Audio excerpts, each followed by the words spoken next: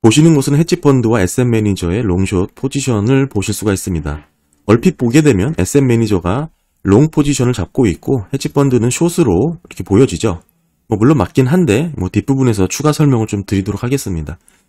예전부터 헤지펀드들이 숏 포지션을 비중 있게 잡는 거에 대해서 상당히 우려하는 목소리가 많았는데 전 그때마다 지금 국채 시장은 변동성 시장이다. 한마디로 유동성이 말라서 작은 이벤트에도 크게 움직이기 때문에 이런 헤지펀드들이 레버리지 효과를 극대화해서 변동성 장세로 수익을 극대화하는 전략이지 실제 국채에 펀더멘털리 투자를 하는 것은 아니다. 즉 숏 포지셔닝을 잡았다고 방향성을 보고 이렇게 판단했다라고 보시면 안 된다고 제가 말씀을 좀 꾸준히 드렸고요. 그 외에도 마찬가지입니다. 다 거래 이해관계가 있는 분들이 나와서 국채 수익률이 5% 간다, 5.5% 간다 이렇게 얘기를 하는 것은 사실 그분들이 결국에는 주식 대비 해칭으로 지금 숏 국채를 잡아놓은 비중이 있기 때문에 비중 있게 들으실 만한 내용은 아닙니다. 오늘은 헤지펀드의 이런 숏 포지셔닝 어떻게 이해하면 좋을지에 대해서 한번 설명을 드리도록 하겠습니다. 간혹 이런 기사들을 많이 보셨을 텐데 지금 레버리지 베이시스 거래, 국채의 리스크다라는 내용이죠. 또한 보시게 되면 여기 경고성 기사도 상당히 많이 나오고 있습니다. 궁극적으로 헤지펀드들의 이런 베이시스 트레이딩, 결국에는 연준도 예의주시하면서 지켜보고 있는 것으로 지금 확인이 되죠. 디테일하게 소제목을 보시게 되면 레포의 차입 거래를 통해서 실질적인 레버리지를 일으키기 때문에 그 부분도 한번 들여다보겠다라고 이렇게 얘기를 했고, 결론적으로는 국채 선물의 매도 포지셔닝을 잡는 게 헤지펀드입니다. 게다가 이런 매도 포지션이 숏 비중이 계속 증가하고 있는 것이죠. 네, 지금 국채 시장을 흔드는 건 헤지펀드입니다. 기본적으로 국채를 사주는 매수는 연준과 은행입니다. 상업은행이 있는데 연준은 지금 QT를 한다고 사줄 수 있는 입장이 아니죠. 그리고 은행은 어떻냐? 은행은 SLR 규제로 인해서 사고 싶어도 살 수 없는 게 지금 현재 은행들, 즉 주요 프라이머리 기관들이죠. 한마디로 은행이라고 보시면 됩니다. 근데 은행들은 지금 SLR 규제로 더 이상 은행들의 대차 대조표를 늘릴 수가 없어요. 이 부분에 대해서는 다 제가 예전 영상이 있기 때문에 궁금하신 분들은 보시면 좋을 것 같고요. 결론적으로 지금 국제 시장을 흔드는 건 헤지펀드입니다. 헤지펀드의 기본 전략은 베이시스 트레이딩이에요. 이 베이시스 트레이딩은 선물과 현물의 차이가 점점 좁혀진다라는 성질을 이용해서 수익을 내는 방식입니다. 한마디로 현물과 선물 가격 차이를 이용한 투자죠. 특히 지금처럼 변동성이 심한 그런 구간에서는 더 효과를 볼 수가 있습니다. 현물을 매도하고 동시에 선물을 매수하는 방식입니다. 반대도 있겠죠. 현물을 매수하고 또 그 반대로 선물을 매도하는 그런 거래를 베이시스 트레이딩이라고 얘기를 하죠. 기본적으로 현물과 선물은 만기일이 멀면 멀수록 베이시스가 벌어지게 됩니다. 그러다가 만기일이 가까워 오면 이 현물 선물 간 베이시스가 좁혀지게 되죠. 결국에는 제로가 되겠죠. 따라서 이 베이시스 차이를 이용해서 수익을 올리는 거래 방식인데 문제는 뭐냐면 이 수익 자체가 너무 적기 때문에 그냥 안 하죠. 레버리지를 일으킵니다. 모든 금융거래의 문제는 차입에서 생기죠. 대출에서 시작됩니다. 레버리지에서 문제가 생긴다는 겁니다. 쉽게 말씀을 드려서 지금 여기 이 레포 시장에서 단기자금 시장에서 돈을 빌려서 그 빌린 돈으로 헤지펀드가 국채를 사고 그리고 나서 그 국채 이자와 국채를 사게 됐으면 국채 이자를 받을 거잖아요. 그 국채 이자도 받고 레포로 돈을 빌렸으니까 레포로 돈을 빌린 그 대출 이자를 또 빼야 되겠죠. 그러니까 국채 이자 받고 더하기 레포 이자 빼고 더하기 빼기 이렇게 해보면 그래도 남는 장사다. 이게 이제 베이시스 거래의 기본 개념입니다. 결국에는 자기 돈 하나 안 들이고 수익을 올릴 수 있는 구도라는 것이죠. 이게 이론상 손실이 없는 그런 거래입니다. 사실상 차익 거래는 100% 무위험이라고 볼 수가 있어요. 그런데 워낙 리스크가 적죠. 그래서 여기에 레버리지를 태우게 되는데요. 아까 제가 말씀드렸다시피 단기자금, 이 레포 시장에서 돈을 빌린다고 했잖아요. 그렇게 돈을 빌려요. 그리고 거기서 그치는 게 아니고 그 빌린 돈으로 채권을 삽니다. 채권을 사서 채권이 또 있잖아요. 그 채권을 담보로 또 레포에 맡겨요. 그리고 또 돈을 빌립니다. 빌린 돈으로 또 채권을 사요. 채권을 담보로 또 돈을 빌려요. 이게 무한 반복을 하는 거죠. 얼마까지 무한 반복을 할 수 있겠냐? 담보물과 차입금의 차이를 빼고 계속해서 레버리지를 확대할 수 있기 때문에 계속 이렇게 레버리지를 확대하다 보면 결국에는 담보물과 차입금의 차이, 즉 헤어컷이 되겠죠. 이 헤어컷의 비율만큼 레버리지가 극대화되는 겁니다. 만약에 채권을 사고 담보물로 맡기고 대출을 받을 때 헤어컷이 5%밖에 되지 않는다면 50배에 가까운 레버리지 효과를 나타낼 수가 있는 것이죠. 그렇게 헤지펀드는 현물 국채를 사게 되는 겁니다. 사고 대출을 맡기고 다시 또 사고 또 대출 맡기면서 레버리지를 크게 뻥튀기 하는 거죠. 자, 이제 현물을 샀으니까 현물 국채를 샀죠. 그랬으면 이걸 팔아야 되잖아요. 그래야 베이시스 거래가 되니까. 그래서 선물에서는 숏 포지션을 잡는 겁니다. 이게 현물 선물 베이시스 트레이딩이에요. 그래서 헤지펀드들이 이런 숏 베팅을 보고 어떤 방향성을 보여준다고 해석하면 안 되는 겁니다. 헤지펀드의 이런 숏 비중, 선물 매도는 단순한 베이시스 거래에 불과한 겁니다. 결국에는 압박을 받을 수밖에 없는 구조죠. 누가 압박을 받을까요? 아까도 그 구조에 대해서 잠깐 설명을 드렸지만 단기자금에서 돈을 빌려서 다시 대출받고 또 사고 이걸 무한반복해서 레버리지를 뻥튀기 했는데 누가 압박을 받을까요? 헤지펀드가 받을 수밖에 없습니다. 이 끝은 너무나 결과가 자명합니다.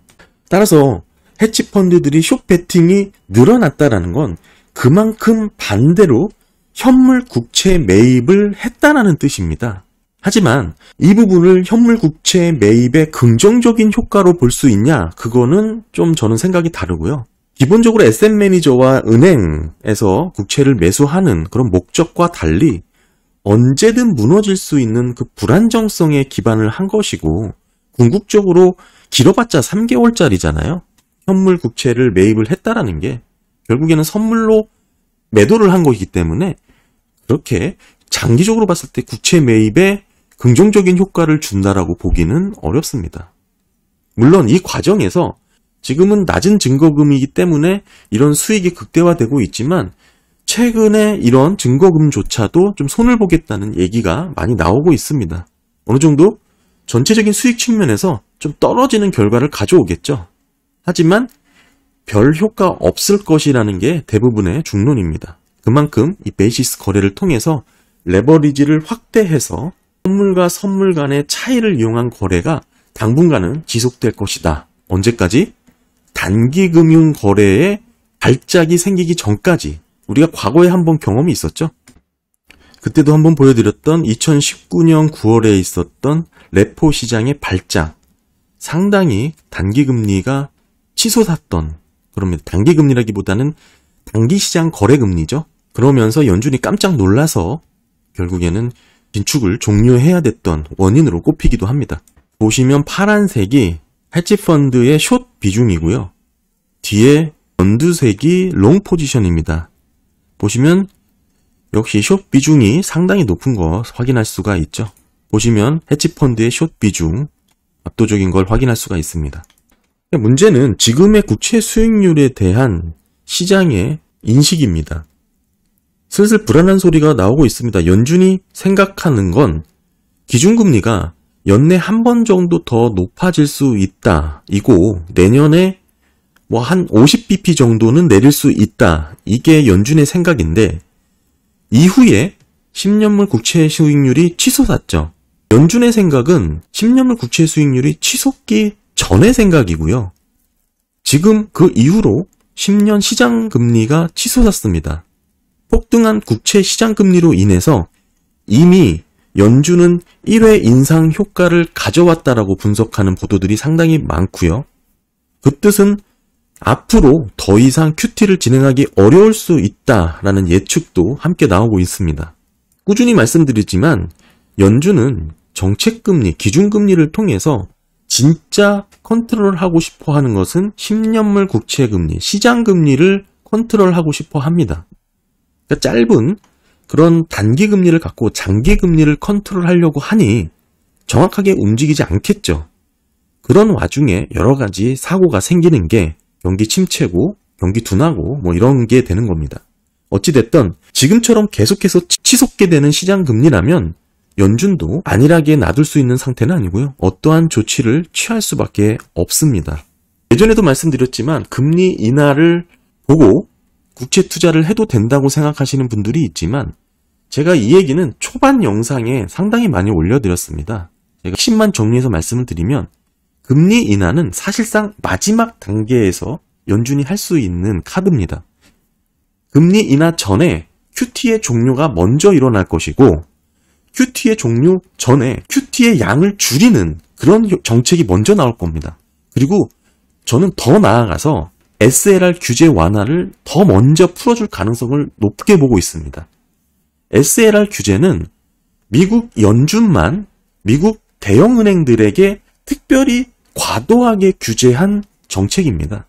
과거에도 일시적으로 이 규제를 느슨하게 풀어줬다 다시 조였다 하면서 유동성 있게 관리를 했던 정책이기 때문에 이 SLR 규제는 은행들의 국채 매수 수요를 상당히 변화시킬 수 있는 핵심 키가 될 것입니다.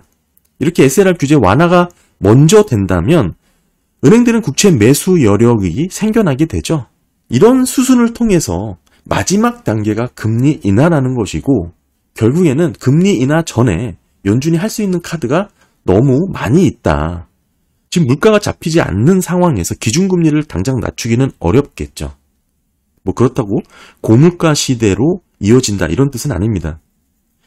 그렇다면 연준은 완만하게 경기 둔화가 되는 소위 골디락스를 목표로 경기를 약간 식혀야 되는데 지속적인 경기 둔화를 위해서는 금리 인하라는 극단적인 처방보다는 장단기 금리가 역전된 채로 그래야 은행들이 역마진 상태가 있기 때문에 유동성 M2가 빠르게 확대되지 않습니다. 은행들이 대출을 못 해주기 때문이죠. 그래서 제가 장단기 금리차가 역전된 채로 있어야 된다. 그래야 골디락스로 가는 거다라고 말씀을 드렸고 지금은 이게 베어 스티프닝으로 그 장기가 더 올라가고 있죠. 이러면 경기 침체가 더 가까워 온다라고 해석을 해야 됩니다. 어찌됐든 연준은 장기 금리를 낮춰야 하는 게 금융시장에 충격 없이 골디락스로 갈 수 있는 방법입니다. 장기물은 QT를 진행해도 물량을 줄이지 않고 있다라고도 말씀을 드리기도 했죠. 결국 금리 인하는 본격적인 경기 침체가 일어나기 전에는 발생하기 힘든 것이고요. 그 전에 QT의 완화라든지 뭐 QT의 종료라든지 SLR 규제를 완화한다든지 여러 가지 다양한 세부적인 정책 운용의 폭이 있기 때문에 이것을 먼저 컨트롤하면서 시장금리를 안정적으로 관리할 것이다. 그리고 그렇게 흘러갈 수밖에 없다라고 저는 보고 있습니다. 네, 그리고 뭐 장단기 금리 차 얘기가 나왔으니까 좀 더 말씀을 드리면 현재 베어 스티프닝 현상이 일어나고 있죠. 저는 여전히 경기 침체 전 현상으로 해석을 하고 있습니다. 근데 아이러니하게도 헤지펀드의 베이시스 트레이딩은 이렇게 장기채 금리가 올라가는 게 오히려 거래 조달 비용이 줄어드는 측면이 있습니다. 아무래도 그렇겠죠. 단기로 자금을 빌려서 아까 말씀드렸다시피 국채를 사고 국채로 받은 이자와 단기 레포의 이자를 빼서 조달 비용이 될 테니 결국 장기 수익률이 높아지면 결국에는 자본 조달 비용이 낮아지는 효과를 가져오겠죠. 헤지펀드는 어차피 뭐 장기적인 방향성을 보고 투자한 게 아니고 현물과 선물의 차이, 그 차이만큼만 수익률을 극대화하기 위한 거래이기 때문에 그렇습니다. 그래서 결국에는 이렇게 베어 스티프닝 현상이 일어나면 헤지펀드들의 이런 베이시스 트레이닝이 더 활발해지게 됩니다. 더 레버리지가 확대되고 더 활발해지고 수익을 최대화하려고 노력하겠죠. 지금 현재 헤지펀드들의 미국 채권, 선물 규모가 6천억 규모에 다다랐습니다. 작은 트리거만 생기더라도 지난번 19년 9월 단기 금융 레포 시장의 발작과 같은 뭐 여러 가지 트리거가 생길 수 있겠죠. 단기 자금을 빌릴 수 없는 상황이 생긴다. 결국 헤지펀드들의 베이시스 트레이딩은 붕괴될 수밖에 없습니다. 그래서 경기 침체가 올 때 보시게 되면 수익률이 뚝 떨어지다가 살짝 반등하는 구간이 있죠. 이런 게 다 헤지펀드들이 국채 물량을 매도하면서 나타나는 그런 현상들입니다. 그렇게 전체적으로 좀 흐름을 이해하시면 좋을 것 같고, 결론적으로 말씀을 드리면 이거죠. 헤지펀드의 숏 포지션이 늘어났다라는 거에 대해서 너무 큰 의미와 불안을 느낄 이유가 전혀 없습니다. 선물 매도를 했다면 반대로 현물 매수를 한 거고, 이 차익만큼의 거래를 위해서 단기로 자금을 조달해서 이 비용으로 조달을 하는 거죠. 단기로 자금을 조달해서 국채를 사고 현물을 사고 산 국채로 또 대출을 받고 또 사고 베이시스 트레이딩을 하는 겁니다. 작은 차익 거래지만 결국 레버리지 쓰다 보면 이것도 뭐 수익이 아주 커지기 때문에 헤지펀드의 숏 매도, 숏 비중이 높아진 거 결국 특별한 의미 아니다. 단순한 베이시스 거래일 뿐이다. 큰 의미를 두지 않아도 되고 오히려 지금 변동성 장세의 노이즈에 불과하다. 뭐 이렇게 보시면 좋을 것 같습니다. 네, 감사합니다.